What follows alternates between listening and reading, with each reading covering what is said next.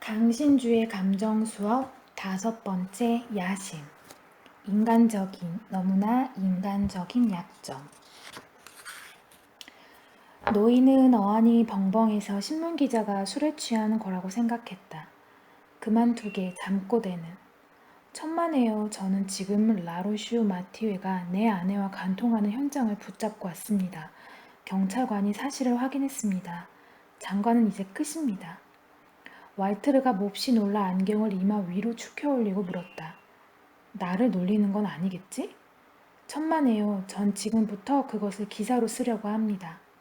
그래서 어쩔 작정인가? 그 사기꾼을, 악당을, 사회의 독충을 매장하는 거죠. 뒤로 하는 모자를 의자 위에 놓고 덧붙였다. 제 앞길에서 거치적거리는 놈은 처치해야 해요. 절대로 용서하지 않을 테니까요. 사장은 그래도 이해할 수 없는 모양으로 중얼거렸다. 그러나 자네 부인은? 날이 새면 곧 이혼 소송을 제기하겠습니다.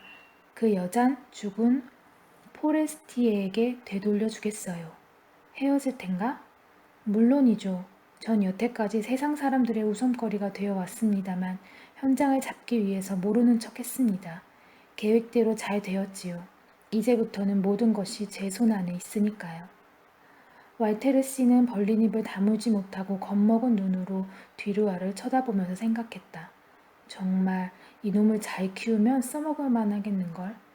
왈테르 영감은 안경을 이마에 올려 걸치고는 눈을 드러낸 채 여전히 그를 바라보며 마음속으로 생각했다. 이 녀석은 출세하겠어. 이 악당은.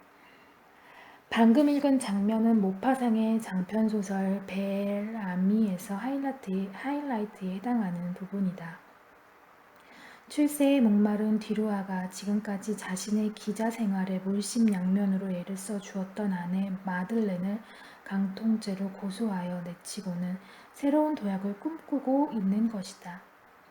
마들렌의 치마폭은 지금까지 그의 성장을 도와주었던 인큐베이터 역할을 해왔지만 이제는 오히려 자신의 명예에 먹칠을 하는 장애물이라고 판단했기 때문이다.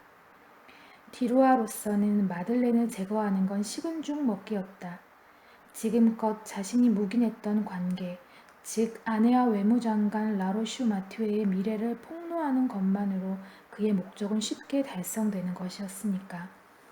그렇지만 자신의 성공과 출세를 위한 새로운 재물을 발견하지 않았다면 뒤로아는 결코 아내를 버리지 못했을 것이다. 새로운 먹잇감은 누구인가? 파리 정계를 쥐락펴락하던 영향력 강한 신문 라비 프랑세스의 사장인 왈테르 영감의 딸 쉬잔이었다. 그러나 이 새로운 목표물을 손에 넣는 것도 디루아에게는 어려운 일이 아니다. 신은 그에게 윤리적 상품이나 냉정한 지성을 허락하진 않았지만 파리의 거의 모든 여성들을 홀릴 만한 매혹적인 외모와 화수를 주었기 때문이다. 디루아의 별명이 베라민, 그러니까 아름다운 애인인 것도 이런 이유에서다.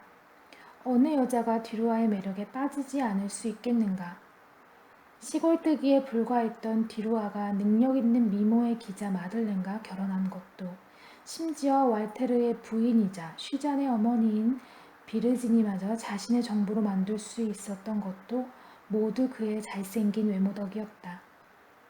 모파상의 소설 벨아미는 19세기 최고의 도시 파리에서 외모 지상주의에 빠진 여성들과 성공에만 눈이 먼 남성들이 펼치는 화려하지만 덧없는 군무를 묘사한 작품이다. 여기서 순수한 사랑이란 인간사를 이해하지 못한 철없는 사람들이나 추구하는 것으로 전락하게 된다.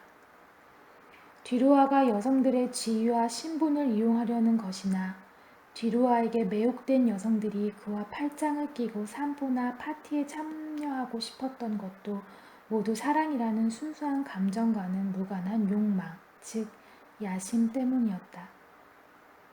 이런 명예욕은 둘 이외의 제3자를 전제하고 있는, 다시 말해 타인이 나에게 부러워하는 시선을 보내주기를 바라는 사회적인 감정이다. 그러니까 잘생긴 남자나 높은 지위를 가진 여자를 소유하려는 욕망의 이면에는 희소성을 추구하는 사회학적 원리가 이미 작동하고 있는 셈이다. 다시 말해, 잘생긴 남자를 애인으로 두는 순간 다른 여성들의 시샘을, 또한 높은 지위를 가진 여자를 애인으로 두는 순간 다른 남자들의 부러움을 받을 수 있다는 것이다.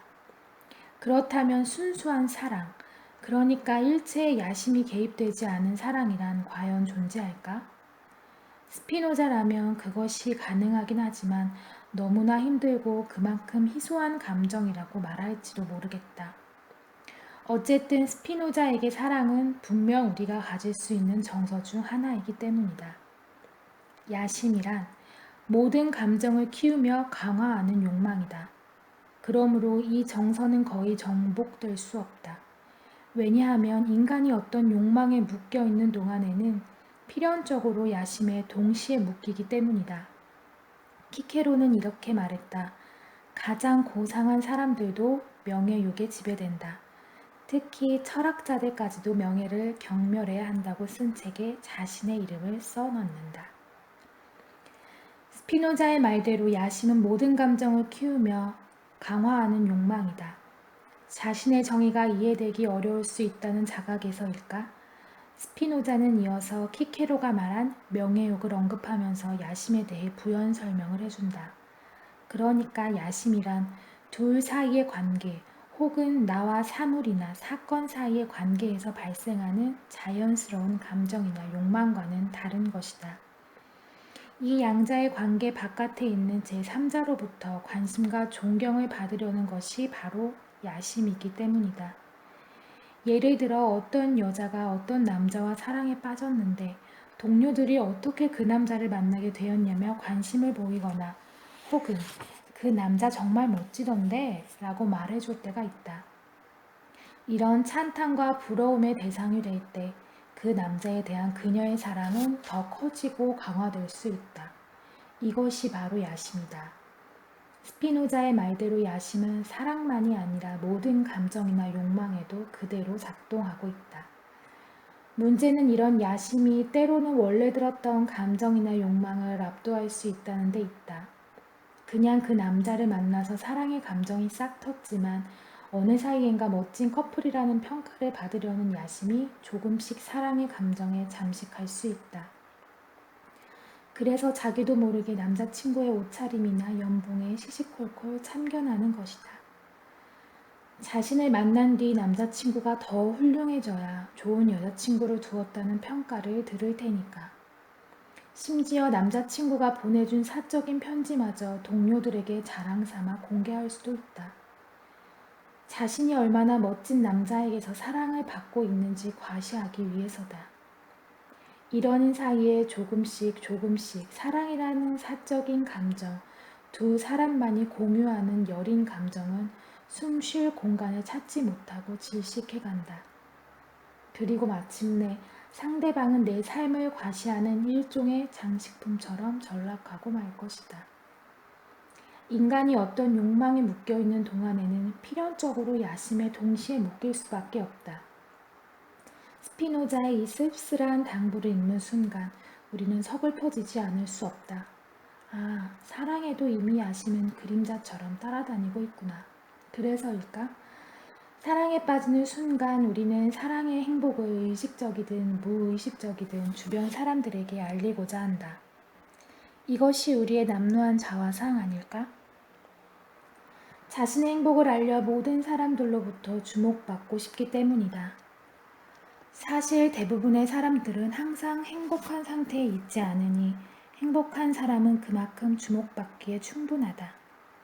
이 순간 우리는 사랑하는 사람보다는 오히려 제3자들을 더 의식하고 있는 것이 된다. 어떻게 이런 상태를 사랑이라고 할 수 있겠는가? 외모를 미끼로 여성을 유혹하여 그녀의 지위를 발판으로 출세하려는 뒤로와 그리고 잘생긴 외모를 가진 남자를 얻어 자신의 행복을 과시하려는 여성들. 벨 아미에 등장하는 모든 군상들은 기본적으로 야심의 화신들이다. 물론 이런 다양한 군상들도 처음에는 사랑의 감정에 빠져 설렜던 적이 분명 있을 것이다. 그렇지만 어느 사이엔가 야심이 그들의 사랑을 조금씩 갉아먹다가 끝내는 그것을 교살해 버리고 만 것이다. 그렇기 때문에 사랑은 아무나 감당하지 못하는 법이다. 우리는 너무 쉽게 사랑을 야심의 먹이로 만들곤 하니까. 이런 너무나 인간적인 모습들을 묘사하면서 모파상이 우리에게 보여주고 싶었던 것은 무엇일까?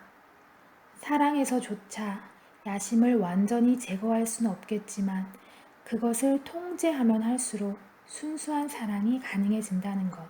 바로 그것 아닐까?